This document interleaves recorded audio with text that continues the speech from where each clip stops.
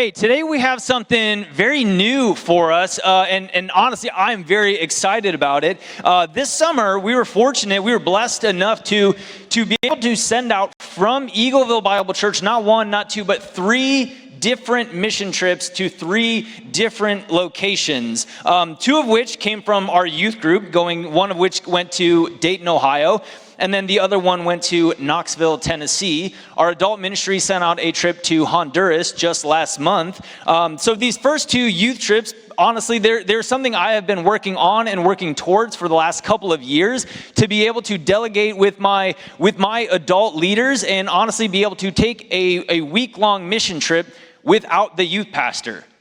A big step, of course. So of the two, they were both on the same week. I attended one of them, and then the other one was delegated out. So honestly, think of it kind of like a JV and a varsity trip. The first one is for beginners, ideally students who have never been on a mission trip before. It was a great opportunity for them to get their feet wet with being away from home for a week, just serving, the food, working together on a team and as one. And in time, it will be primarily made up of underclassmen, but this year being the first year, it was a pretty mixed age range, honestly. So before the trip, students were split into groups, and each group took turns leading a day of the vacation Bible school that we put on for all these feral kids in Dayton, Ohio. And that included being in charge of creating a craft, singing songs, leading and teaching the Bible story, facilitating games, and doing a snack and everything else that is kind of involved in a vacation Bible school. So these three groups each took a day, and they are the ones who executed that on site. And then the second trip is our more advanced trip, made up of experienced students, many of which who have been on multiple mission trips already. And what separates the two is that the more advanced one is student-led. So this year we had two female leaders. We had Bella and Maddie, who went to a leadership conference in Chicago way back in February as part of their trip. And from there, they began to assemble the team that was going to be serving together in Knoxville, Tennessee. So then Bella and Maddie, so students from the youth group would apply to go on the trip. And then Bella and Maddie, once they saw the list of accepted students, and they appointed them to different areas or different categories of the trip. So like a worksite team, a VBS team, a worship team, a kitchen team, et cetera, et cetera. And then each of those students, the pairs of these different teams, they were in charge of that area of the trip. So for example, the kitchen team, I always like to use this as an example, had a set budget, and they had to feed the team 3 meals a day for the entire week. It's pretty challenging for me, and there's only 2 adults in my house. To do it for a team of 20 plus people, like, this is a big step. This is very challenging for students. So all throughout January leading up to July, they were having meetings leading up, planning, praying over their trip, and ultimately, all in all, January to July, they were either preparing for a mission trip or were on the mission trip. So a lot of legwork went into that trip. Additionally, here today we have what I call a real missionary in our presence this morning who we will get to hear from. He is one of about 20 missionaries who our church supports on a regular basis.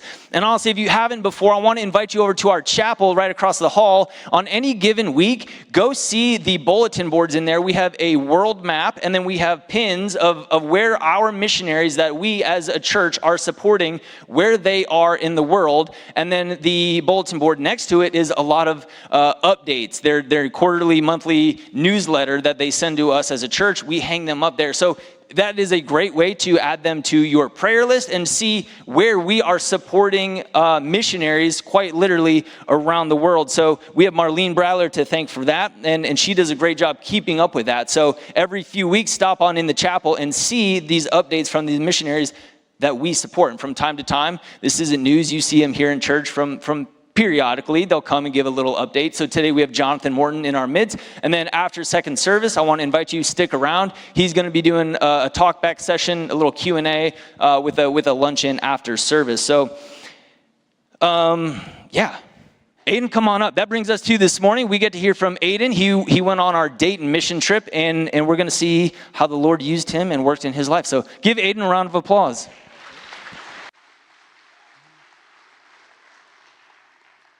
Morning, everyone. As he said, my name is Aiden, and I just want to start out by thanking you all for the opportunity to tell you about our mission trip to Dayton. As we pulled into the church where we would be staying, it was clear that Dayton was, to put it nicely, a city in need. Once we got a tour of the church and laid out our sleeping bags, we were given our devotional booklets for the week. Each morning, we would start our day with breakfast prepared by our team and then do our individual devotions from the book of Ephesians. This gave us time to deepen our own relationship with God and focus in on Him before going to do His work. As a part of these devotions, we would also answer some self-reflection questions that gave us the chance to reflect on things that we did well the previous day and ways that we could improve in the day to come. After preparing ourselves mentally and spiritually, it was time to get out there and start serving. In the morning, we would divide into work groups with one student leader and one adult leader per group.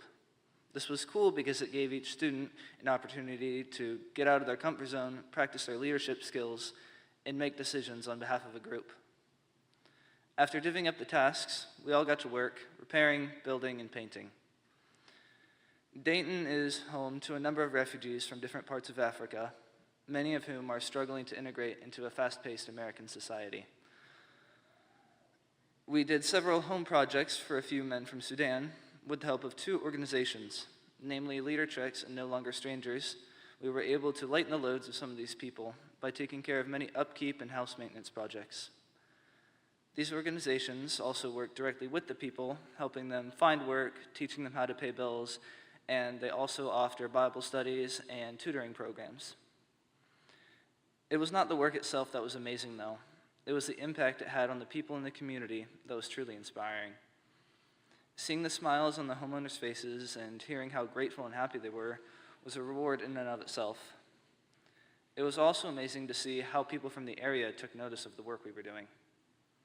I really feel that the analogy of moths to a lamp fits the situation well, with God and the acts of service performed in His name being the light, and the world of people living in darkness being the moths. The simple act of service that we were performing reflected God's love and light into the lives of the people in the community. These moths were then attracted to the light. On several occasions, people from the area, even people that did not live in the houses that we were helping, came to figure out what we were doing. This gave us the opportunity to tell them about the love of God and the good news of the salvation that can be found in Him. With our jobs on the worksite finished for the day, we got back to the church where we would be staying and prepared for VBS. Starting on Tuesday, every afternoon, we would put on a VBS for the refugee kids in the community, most of which were from the Congo. This VBS gave the local children the opportunity to come, have fun, and learn in a safe environment. It was amazing to see how quickly the kids found friends among the volunteers.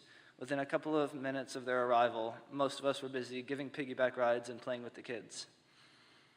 It was also interesting to see how the kids already knew so many Bible stories. Even prior to the Bible lessons that we taught, many of them were able to answer questions about different characters and stories in the Bible. It really helped me to see that what was being done on these trips really was having an impact. The children were able to remember and apply what they had learned from the youth groups in the past. Through the Bible stories, songs, and games, they were really getting to know God better. By the end of the day, we were all exhausted and ready for a good night's sleep. If I'm being completely honest, the shower in the basement of the church was a little creepy. But after sweating for hours on end, nobody really cared anymore. After a delicious dinner, we would move into team time, where we got to spend some time worshiping God and talk about what we had learned during devotions that morning. We would also make goals for how we could improve as a team for the next day. We would end our team time with encouragement beads, where we'd point out where we saw God at work in someone's life, in one of 4 categories: leadership, compassion, service, and risk-taking. Looking back, it is just astounding to me what a profound impact I was able to witness. We spent a little under a week in Dayton, and we could all see these changes in that short amount of time. This trip really helped me to see how God can use even things we perceive as little or insignificant to make a big difference. Overall, this trip was an amazing experience. There were some amazing people on that trip, And by interacting with them, I not only got to build those new friendships, but they also really encouraged me to learn more about myself and to dive deeper in my relationship with God. This trip gave me the confidence to try new things that I would have avoided due to timidness or fear previously. For example, getting up on a stage and talking about a mission trip in front of 300 people. The people on the trip, both students and mentors, helped me to become more comfortable with myself and gave me a boldness of faith that I did not have previously. With that said, I would like to thank all the people who made this possible. This would not have been achievable if we did not have such a wide base of support. So thank you to all the people who went on the trip, thank you to all the leaders down in Dayton, and thank you to all those here that gave their support. From the entire Dayton missions trip, we say thank you.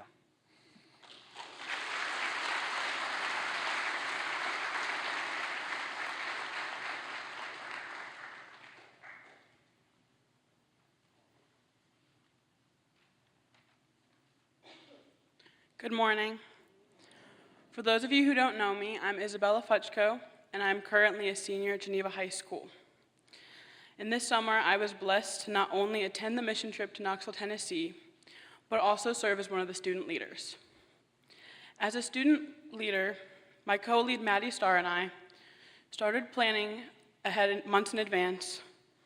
We met regularly to plan meetings, pray over the trip, and help our group feel ready and organized.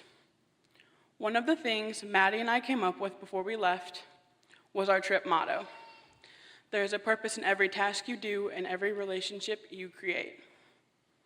That phrase became our focus all week long. It reminded us daily of why we were there and how we wanted to serve. While in Knoxville, our group worked on several different projects. We helped build decks, ramps, stairs for families who really needed them. On the surface, it just looked like construction. But when we thought back to our motto, we realized each nail, each board, and each hour of hard work had a purpose. It meant safety, accessibility, and hope for the people receiving it. For example, one of the decks we built was for a woman in a wheelchair who hadn't been able to safely go into her backyard for years because her old deck wasn't safe. By the end of the week, she was able to roll out onto her new deck, and the joy on her face reminded us that what we built was more than wood or a project. It was freedom and the chance to enjoy a part of our home she hadn't seen for years. Another big part of our trip was hosting Vacation Bible School. We got to sing, play games, and share Bible stories while also building relationships with the children. It was in those small moments, playing tag, singing silly songs, or sitting with the child during the story time, that we saw the second part of our motto come to life. Every relationship you create has a purpose. Life at the team house was also an important part of our week. Every day we worked together to cook meals, clean, and make sure things ran smoothly. These weren't big or glamorous jobs, but our motto reminded us that even those small tasks carried meaning because they helped the team stay strong and unified. Each night, we gathered for Bible study and team time. These moments were some of my favorites because they gave us a space to reflect on what God was teaching us, encourage one another, and grow closer as a group. Hearing how our teammates were living out the motto in their own lives was such a powerful reminder that God uses every single person. Now that I'm back home, I try to remember the same lesson. There's a purpose in even the small, everyday things. Whether it's helping a classmate, encouraging a friend, or serving at church. My relationship with God has grown because I've learned to look for Him in those ordinary tasks and interactions. Overall, this trip reminded me that missions aren't just about what you do, they're about how God uses every part of the experience to teach us, stretch us, and draw us closer to Him. I'm so thankful for the chance to serve, to lead, and to see firsthand that there truly is a purpose in every task you do and every relationship you create. Thank you.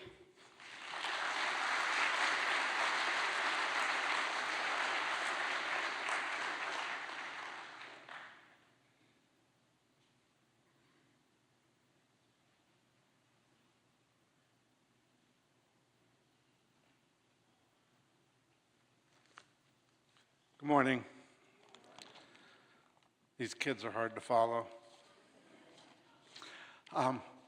We were chosen just to come up and talk for a minute about our mission team that went to Honduras last month. First of all, the most important thing, as even these kids have taught us this morning, is the kids you're going to touch. We went down with a theme verse, 2 Corinthians 1, 3, and 4. It reads, "Praise be to God, the Father of our Lord Jesus Christ, the Father of compassion and the God of all comfort, who comforts us in all our troubles, so that we can comfort those in any trouble with the comfort we receive from God." When we went down to Honduras, we kind of went down with the theme of healing and just showing how Jesus heals us in many different ways. He heals us emotionally, he heals us physically, and he heals us spiritually. Honduras is the second poorest country in Latin America, where 63% of the 9 million people live in poverty. 97% of the population is Catholic, but they are primarily a Christian country. And only 24% of the Honduran population that are 15 or older have a high school education. Nueva Esperanza is the mission that we went down to work with. It stands for New Hope in Spanish. It was started by Barbara Moyer in 1992 in the capital of Honduras, which I still can't say, and they taught me this morning, and I still can't say it. It was started to care for the children from underprivileged families, and the idea was just so working parents, most of them are single, and it just gives them the opportunity to have their kids go somewhere safe, to teach them about Christ in a time so they can go and work and be able to support their families so they don't have to send their kids to missions. The kids this morning were so prepared. This is my wing it part, so just bear with me. We went, like I said earlier, down to Honduras with the theme of healing. We brought that across in several different ways. The first thing we did is we wanted to teach them about emotional healing. And the idea of that is no matter what we're going through, whether it's anxiety, depression, anger, all those kind of negative feelings, that Christ can change those. So we went out, we sent a group to Hollywood early. We hired some actors, Josh, Ron, some really good people from Hollywood, minimal contracts. And we got a nice script writer, Ryan. I think he wrote Mission Impossible 3 and some of those good movies. We brought that group and we wrote a skit. They wrote a skit. And the idea of the skit was to have a group come in with these negative emotions, with anger and with bitterness and all these kind of things. And then they would lay them at the foot of the cross. And as they laid them at the cross, then they would come back out and show the change that God had made in their lives.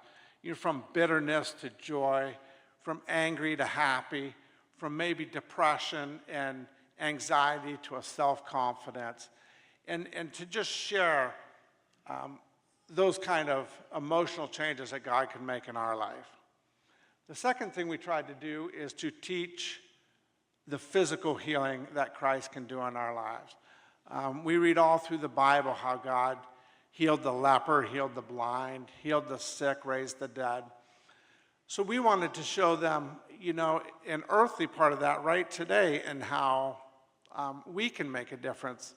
So we had a group of nurses, very good nurses, who decided they were going to teach some first aid, CPR, the Heimlich maneuver, and just teach the young kids some basic life skills. So we went through that. We had clinics late in the week and taught them all those things. And it was amazing how even later in that day, we saw the kids teaching each other these things. Walking through, pretending to save choking kids and each other, and going through all those things. So that was really a cool thing that we actually reached lives, and maybe they can take that back and help make a difference in each other's lives. Spiritually, we had two big things that we did just to reach the kids. The first thing, on Saturday, we had a big carnival. And that was our chance mostly just to interact with the kids, to spend time loving them, and a chance for them to share with us. We had incredible games that we did. We did face painting. Max is an incredible face painter. Just the games and stuff. We taught dodgeball, which we found out later we weren't supposed to do because we're not supposed to teach aggression. So, there went those plans. And we just had a good time playing with the kids on that day. The second thing we did is we did a bunk bed project, which is a project that they like to do with the mission groups. And it basically consisted of working alongside their workers to build a couple sets of bunk beds and deliver them to people in need. A lot of the people there live in such tiny little houses. The one that we went to see, it was a 10 by 20 one-room home. It contained everything in that one room, cement floors and a tin roof. Their facilities were outside, was a bucket and a bucket to wash with. So literally, they have nothing. They don't even have running water in their homes. So by just building bunk beds and going in there, we provided them with more room in their little homes. We provided them with something to call their own. And on the bottom slats in the bunks, we put Bible verses to help share Christ as they were laying there at night. So I truly think through this trip, through the wonderful people we had with us, the wonderful people that we worked with there, that we were able to see God move in a lot of ways in that Honduran community. We saw God's work from the very beginning. Going on a trip like this took a lot of fundraising. We saw the funds come through. First aid supplies. At first, we were denied to get our supplies through MedWish. And that ended up being a blessing because then we were able to get first aid supplies for a lot of other people. Travel safety, getting to the airport, getting through customs with 23 people. Getting the luggage and getting all the supplies that we needed to the people of Honduras. We saw the love of Christ through these kids. Through the poverty, we could feel the love they had for him. God's work through the school was getting the kids off the streets. They would start to get these kids off the streets at 3 and 4 years old. Bring them to the school, teach them the Bible, teach them the gospel message. The kids now that have graduated high school are coming back to the school and they're teaching. They're continuing to show the kids the love of God and teach them. We heard testimonies from the employees on how God has impacted their lives all throughout this school.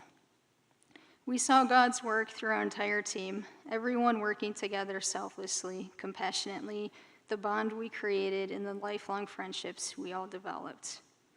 Prayers were answered while we were there. Barb and Carlos had been praying to obtain property to build a youth center for the youth so they could teach them life-saving skills in different trades to help them better their lives. And those prayers were answered while we were there. God has continued to work in our lives as we've been home by opening the door and creating opportunities to talk about him with our family, friends, coworkers, and many strangers. God has showed us the very importance of serving and helping people. Throughout the poverty and extreme hardships, the people at Honduras showed us their deep love of Christ, and all of our hearts will forever be changed. We want to just take a moment to thank anybody that supported anybody in our group. We couldn't have done any of this without you guys showing us how much we're loved, and by you getting involved in our fundraisers, in sponsoring people, in loving us. And we are truly grateful for you to give us this opportunity and know that you made a difference. Thanks.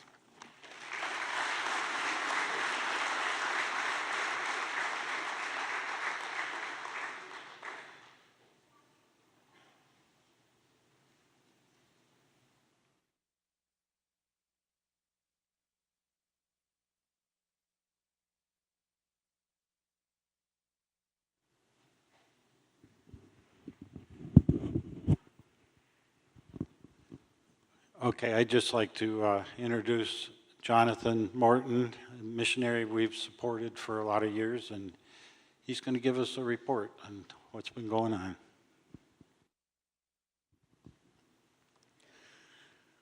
Blessings. It's good to be with you this morning. As I'm sure you're aware, that's the second time I've heard each one of those testimonies. And I am sure, just like I have been, you're not only blessed, but deeply encouraged. It's encouraging to hear how God takes us as what we would call normal and ordinary people and can do extraordinary things, not only through us, but also in us. And that's one of the things which impacted me as I listened to the three testimonies, not only in the first service, but in this one, how God not only used each member of the team, but also worked in the lives of each of the team members, and they came back different than when they left. And I think that's encouraging for any local church to hear that sort of testimony of not only impact that God is using the church, but also how God is working in the lives of people in the church. As you've heard, my name is Jonathan Morton. And you'll understand from my accent that I am not a local person from here. My father was born just outside of London, and my mother was born just outside of Belfast. I grew up in Belfast in Northern Ireland. I went to college in Scotland, and then left after college to go to Costa Rica and work with street children on the streets of San Jose. And the organization I was working with, One Mission Society, moved me in my early 20s to Mexico City. I grew up in the countryside, lots of animals, no neighbors, etc. And I landed in Mexico City, a city of about 30 million people. And I lived there for 13 years. And I met my wife there, Mexican citizen. And we got married in 1997. 2 children, and had the privilege of working in Mexico for 13 years, really focusing in on what it meant to be a disciple, forming disciples, and helping see groups of disciples form into reproducing churches in the areas around Mexico City. In 2008, something happened which my wife and I never thought would happen. We moved to the US. And we landed in Indianapolis, and the mission organization that we were working with, One Mission Society, its world headquarters are in Indianapolis, and we were asked to direct their global work for a period of time, work in about 80 countries. So I had the privilege of traveling around Asia, Africa, Latin America, Europe, and being able to see what God was doing across the world. And one of the things which really impacted me was the difference between a believer and a disciple, and how a disciple, maybe one of the characteristics of a disciple is radical obedience, doing everything that Christ commanded.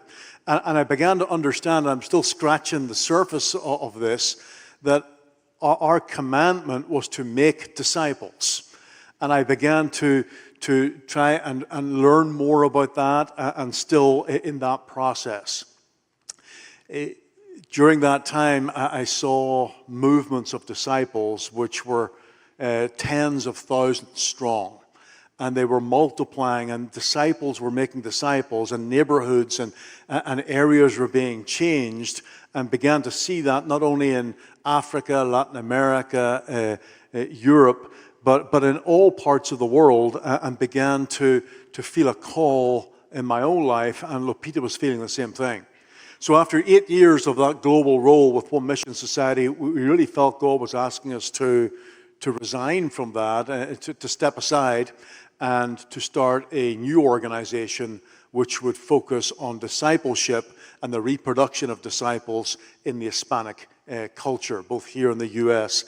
and throughout the world. So that's when Nueva Vida, or New Life Network, was begun.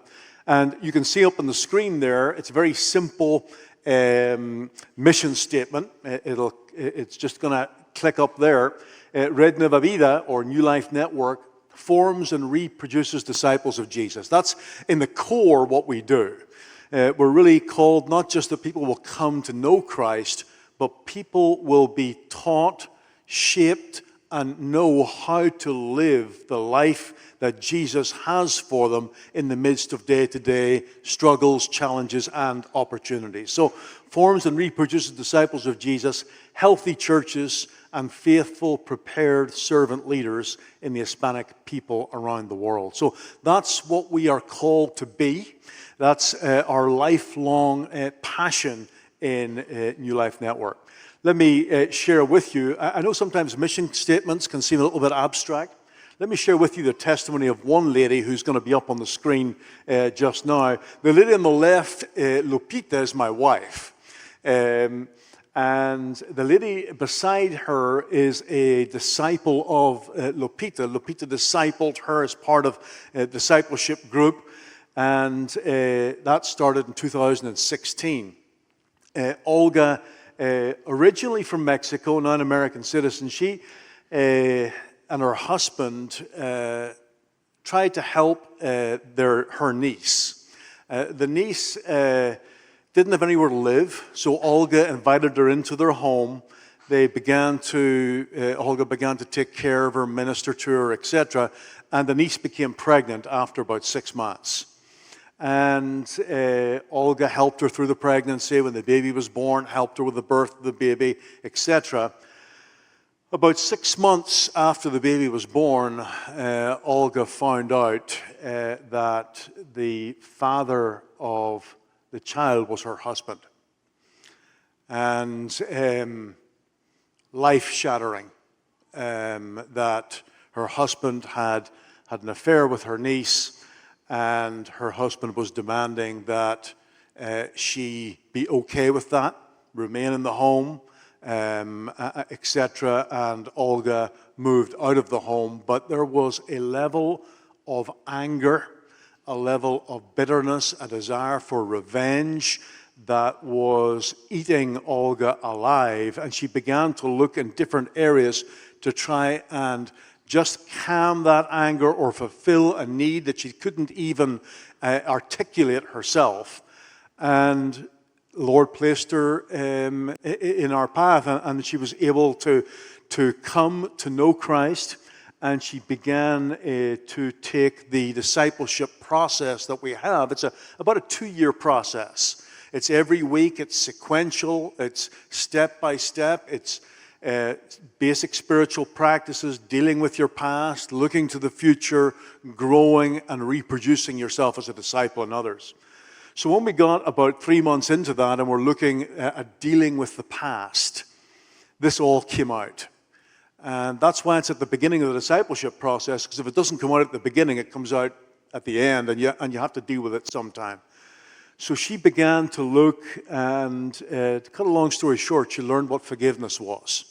She learned how to place justice out of her own hands and into the hands of Christ. Not to negate justice, but to take it out of her responsibility, a burden that she didn't have to carry. And she forgave her husband, she forgave her niece. She was divorced by this time.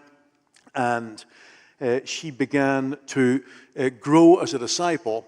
And Olga today, the joy that I had as I watched her about a year ago, presenting her own discipleship group that had been walked through that 2-year program. She had reproduced herself in the life of 13 other people.